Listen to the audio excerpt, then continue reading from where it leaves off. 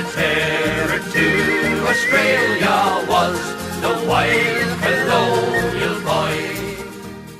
The success of the escort robbery spread through the colony and placed the pressure on the police to take strong action to catch the villains.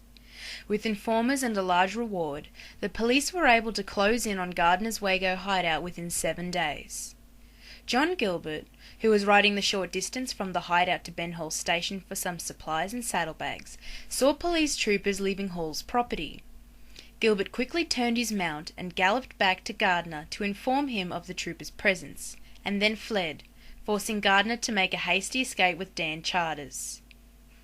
With their bounty on a pack horse, they fled down the other side of Mount Wago.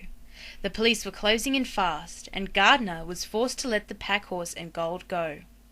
He then watched with Dan Charters as the police, giving up the chase, recovered the pack horse. The police returned triumphant to Forbes. Over the next few weeks, the police made a number of arrests on the 27th of July 1862, 6 weeks after the robbery. With information furnished to the police, they turned up at Hall's Sandy Creek property while he was mustering cattle with Dan Charters. They were both placed under arrest and taken to Forbes lockup. After his arrest with Ben Hall, Dan Charters was granted bail on the 2nd of August 1862.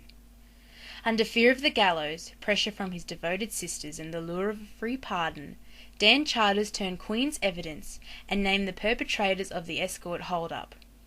But in his evidence, he denied that Ben Hall or John O'Meally were a part of the gang. Ben Hall was once again set free. Henry Mans would become the only member of the escort gang to face the gallows at the age of 19, and was hung in Darlinghurst Jail, Sydney.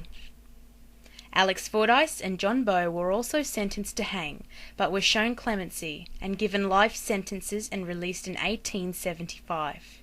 As 1862 drew to a close, Ben Hall finally took the plunge and commenced bushranging.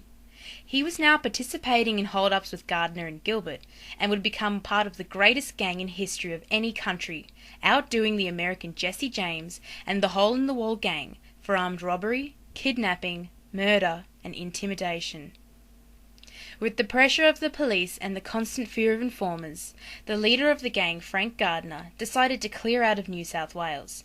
He fled to Queensland with his lover Catherine Brown, Hall's sister-in-law, leaving Ben Hall, who had now taken to the bush, to operate on his own. Before long, he was joined by John Gilbert, John O'Meally, and another friend, Patsy Daly, and, on occasion, by Fred Lowry.